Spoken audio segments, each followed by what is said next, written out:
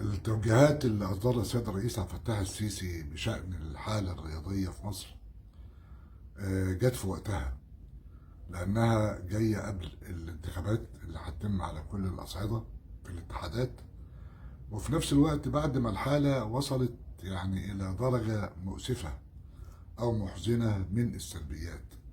وبالتالي هذه التوجيهات بالتأكيد يعني متابعتها وتنفيذها ما تقدرش عليها الوزارة، وإنما مجلس الوزراء كله.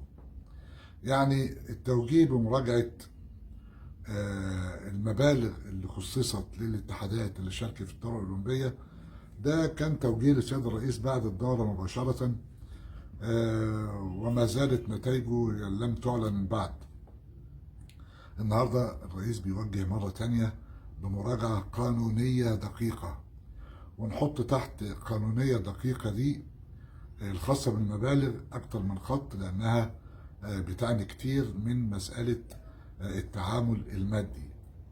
لما يبقى فيه توجيه بمراجعة حجم المبالغ اللي اتصرفت للاتحادات والنتائج اللي خرجت بيها هذه الاتحادات، ده معناته انه اللي اتصرف كان كتير وان المردود كان سلبي، ودي معادلة برضو محتاجة يعني متابعة ورقابة ومحاسبة. التوجيه باتخاذ الإجراءات المناسبة ضد الاتحادات اللي كانت سبب في الإساءة لسمعة الرياضة المصرية، ده مهم جدا جدا، ويرجى أن يكون هذا التنفيذ بشكل يعني محدد وواضح، لأنه ما ينفعش ناس تسافر في أكبر محفل دولي في العالم وتسيء لسمعة مصر. أعتقد أنه السمعة الرياضية المصرية أسيء لها كثيرا في الدورة الأولمبية، وكان في محاولات للتنويم والتفطيس للي حصل، لكن جه توجيه السيد الرئيس بأنه بيطالب بإجراءات مناسبة. التوجيه بوضع ضوابط محكمة للدعم اللي بيقدم للاتحادات. العملية كانت ماشية سداح مداح، زيطة، جدعنة، مجاملات، على البركة، اللهوي، لكن من خلال هذا التوجيه أعتقد أنه يبقى في أصول لتوجيه الدعم للاتحادات اللي ممكن تحقق نتائج. الاتحادات اللي بتروح عشان تتفسح أو عشان تمشي تحت عنوان التمثيل المشرف وتتشدق بيه، ما أعتقدش ده عادش يعني يمشي، لأن احنا شفنا في دول مثلتها 3 4 لعيبة رجعوا 3 4 ميداليات. وعلى فكرة الأصل مش بالعدد في الليمون، يعني أنا مش هتباهى بأكبر بعثة في تاريخ مصر. طب وإيه الفايدة؟ ما أنا جبت أقل نتائج بالنسبة للمقارنة بالعدد الكبير اللي شارك. وده اللي خلى برضه يعني يبقى في توجيه السيد الرئيس تاني بتحجيم المشاركات بحيث تقتصر على الألعاب اللي تجيب ميداليات، ودي كتير جدا من الدول بتعمله. في رياضة للجميع، الكل يشارك، في رياضة عشان أجيب ميداليات وأرفع علم مصر والسهم الوطني، وفي نفس الوقت يعني مشاركات عشان أحقق نتائج إيجابية في المستقبل. فالقصة لازم فعلا يبقى فيها تحجيم، وفي نفس الوقت وضع أسس لاختيار اللعيبة اللي بتشارك. يعني مش كل حد يتأهل يروح عشان يطلع الاخير، ونيجي نبص نلاقي اللعيبه المصريه جاي في اخر السباق فبياخد اضواء اكتر من اللي خد الذهب. الناس كلها بتستنى اللي جاي الاخير ده، فما يصحش وما يليقش. الرياضه فوز وهزيمه، لكن في نفس الوقت هي تنافس مهم جدا جدا. طبعا توجيه، احنا شفنا في الدوري الاولمبي باريس يعني كان عدد الاداريين والمدربين كانوا اللي بيسافروا عدد كبير جدا، وكانت في عمليات تلصقه عشان اصفر عضو مجلس الاداره ده احطه تحت بند مثلا اداري منسق مش عارف ايه، عشان يبقى بكل اسف القرار الوزاري يعني شمل عدد كبير جدا من الناس دي. ولقينا الاتحادات بدل ما تبقى البعثات بشكل محدد بيحصل التواء والتفاف عشان الناس تسافر. طبعا تسافر في اي وقت مفيش مشكله، لكن يسافر يبقى له دور ويبقى له شكل ويبقى له يعني حضور ايجابي. توجيه.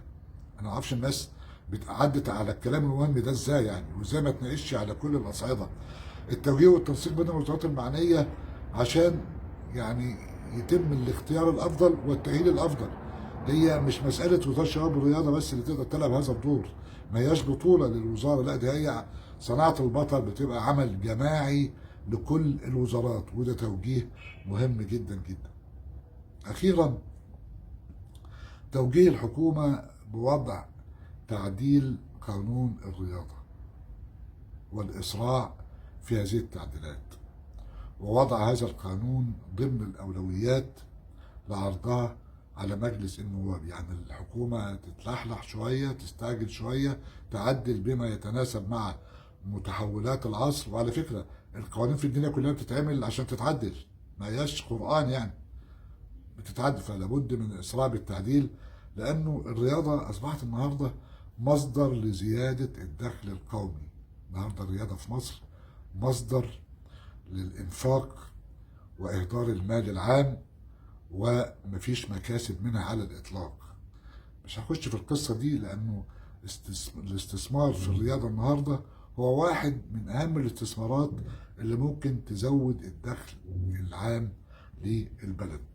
كل هذه التوجيهات مهمة جدا جدا، ينبغي طبعا التوقف أمامها، وأنا ما كانش ينفع أقف قدامها وما اتكلمش، لان انا كنت من الناس اللي كانوا بيطالبوا من بعد الدوره ان حتى اللي يعمل عمليه تقييم للاتحادات لا تكون الاتحادات نفسها ولا اللجنه الاولمبيه ولا الوزاره، لان كل دول شركاء في اللي خرجت بشان هذه التوجيهات للسيد الرئيس.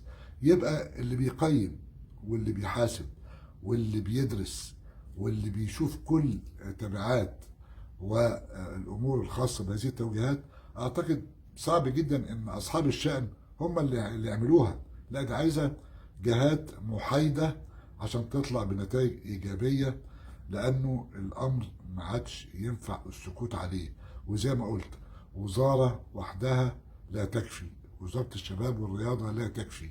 ارجو بعد ما كل هذه التوجيهات تتم ان توضع امام مجلس الوزراء. كل الدول اللي بتهتم بالرياضه بتحط كل هذه الامور المهمه امام مجلس الوزراء، جلسه شهريه ساعتين، نشوف الدنيا رايحه فين. لكن تمشي كده سداح مداح، الناس تسخن بعد كل مطب او بعد كل فشل، وبعدين الامور تعدي. لا، انا شايف ان توجيهات السيد الرئيس المره دي بتتصدى لهذا النوع من السلبيه.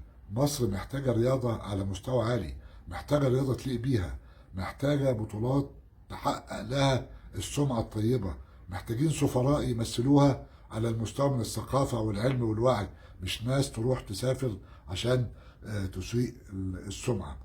نحن في انتظار نتائج بحث وتنفيذ هذه التوجيهات، عشان برضو الرأي العام يعرفها، وفي نفس الوقت توضع أمام مجلس الوزراء عشان يرسم سياسة الرياضة الجديدة في مصر الجديدة. وشكرا لحضراتكم.